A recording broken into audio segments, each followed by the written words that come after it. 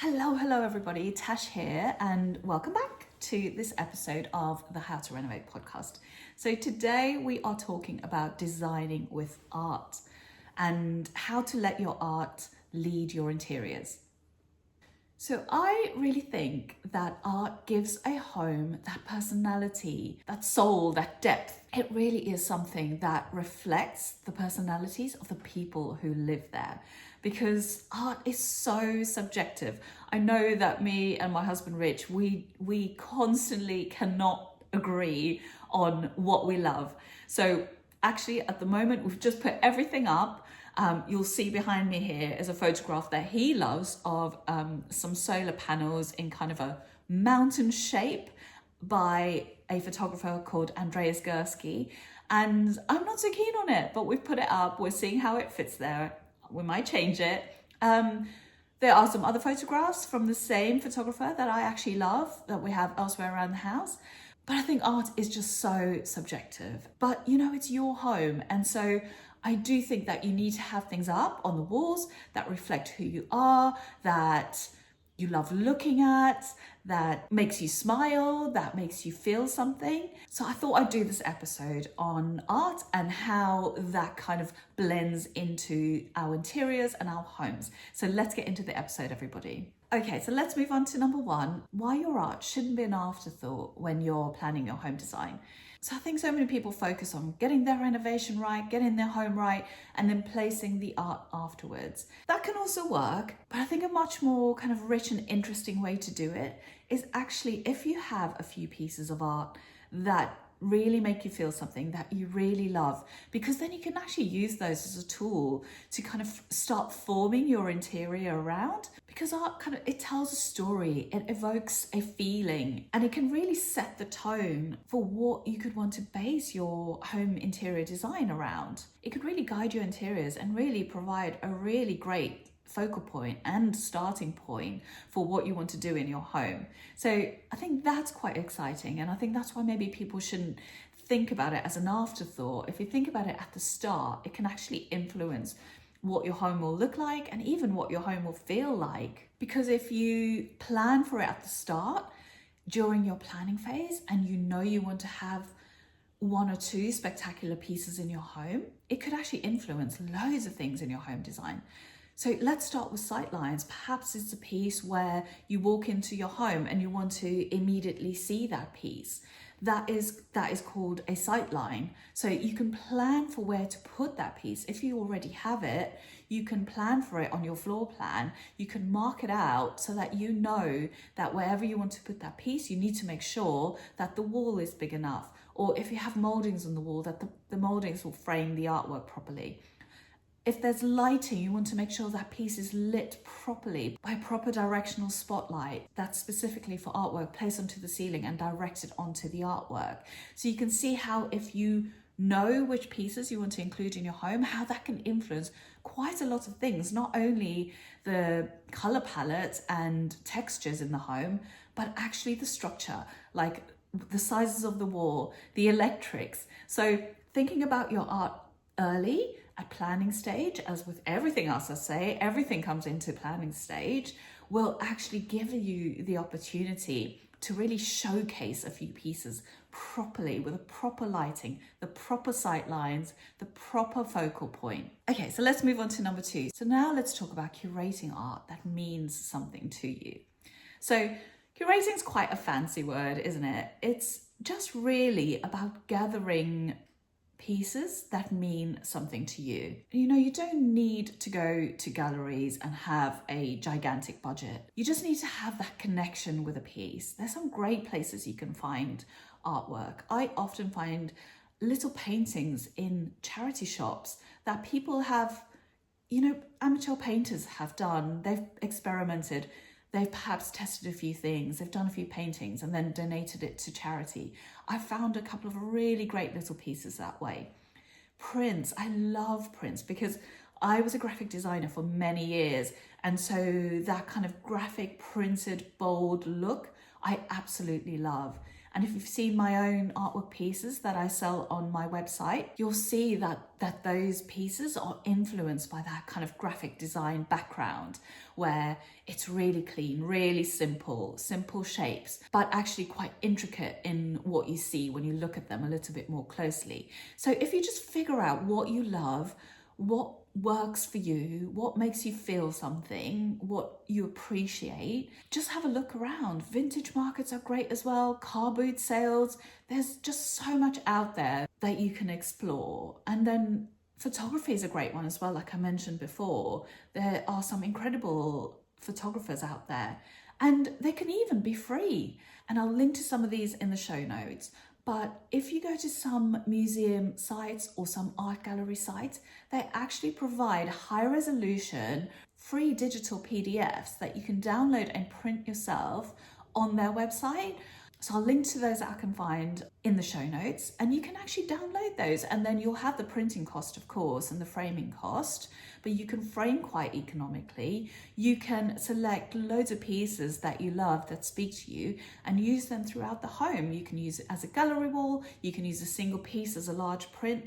Just kind of experiment with what you love and how you love to display the artwork.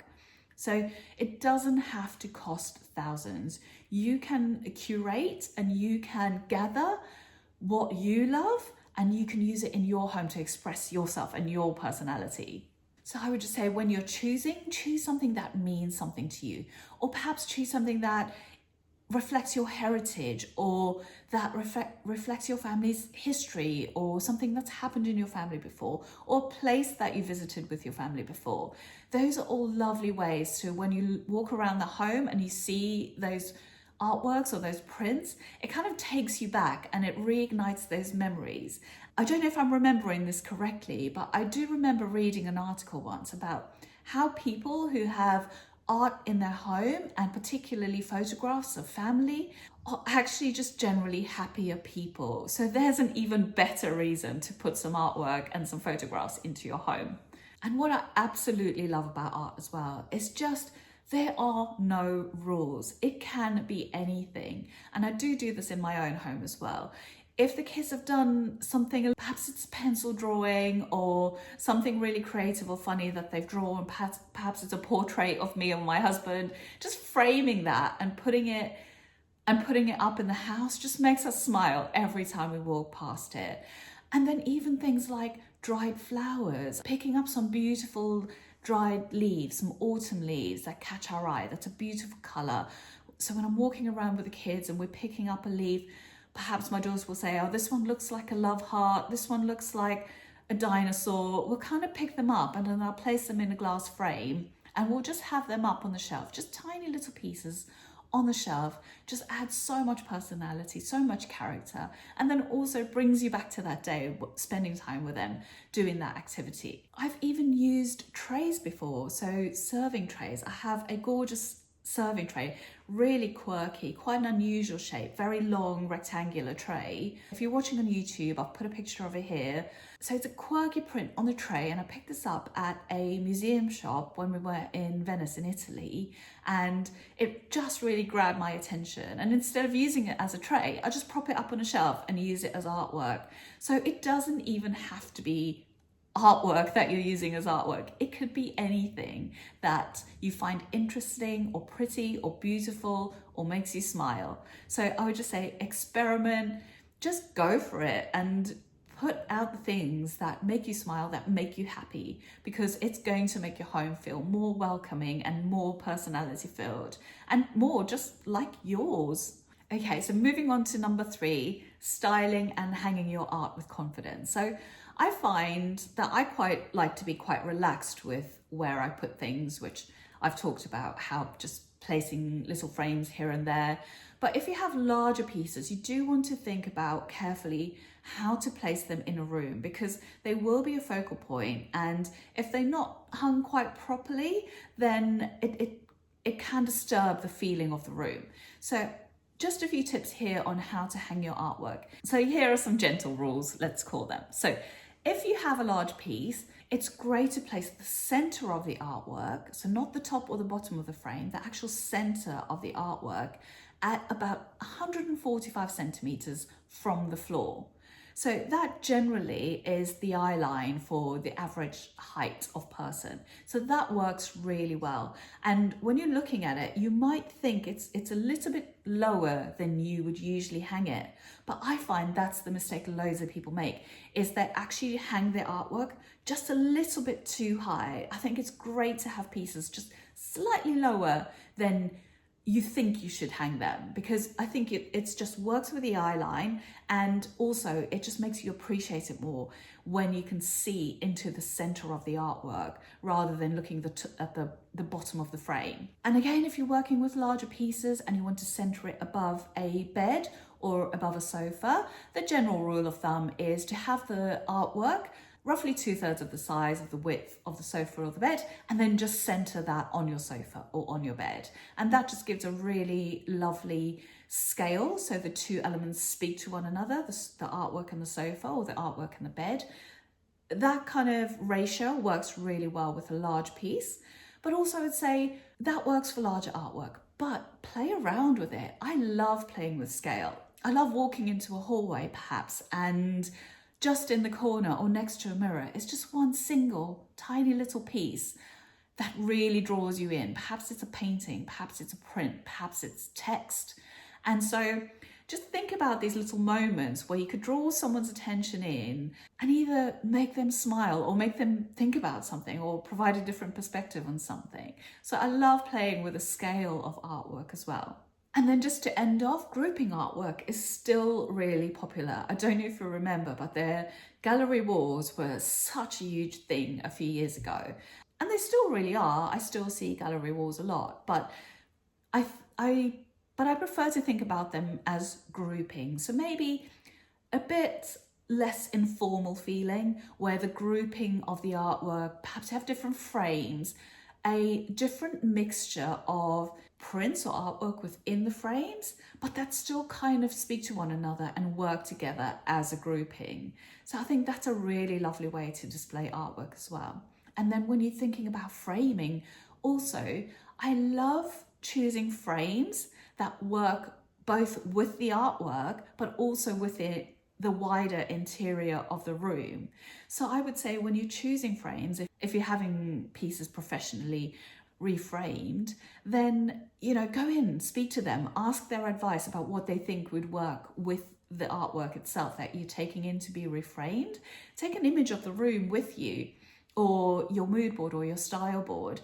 And so you can have a wider vision of what that frame will look like in the space. But also I love just finding that perfect frame that just suits the actual artwork really, really well also, because I think that almost adds to the artwork, makes it more interesting and more impactful. So that brings us to the end of this episode, everybody. I really hope you enjoyed it, and I hope that it inspires you to bring some art into your home, whatever it may be. I will see you in the next episode. I hope you have the most amazing week. I'll see you next week, everyone. It's bye for now.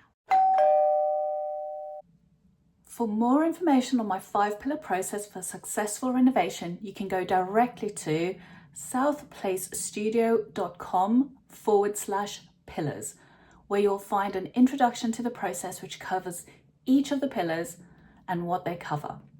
We also have a number of other free renovation resources. Go now to southplacestudio.com/freebies. I have created some amazing freebies for you there. There is one on the process, like we just said. There is one on planning permission. There is one on kitchen design. There is another one on lighting planning. Go and check those out. There's so much free information there to help you with your renovation.